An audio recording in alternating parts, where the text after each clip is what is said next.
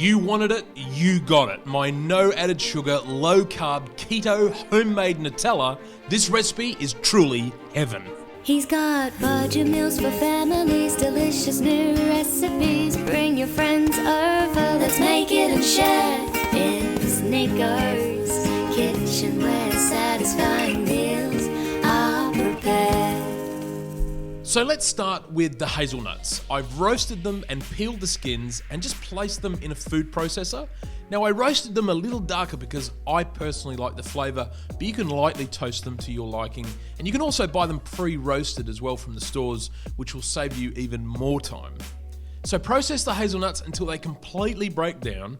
You want a thick paste texture like soft butter.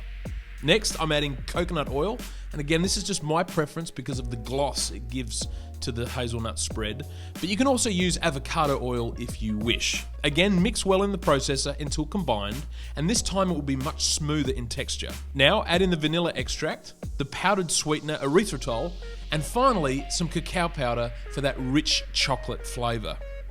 Process this for 6 to 8 minutes, scraping down the sides every few minutes so you don't get any lumps.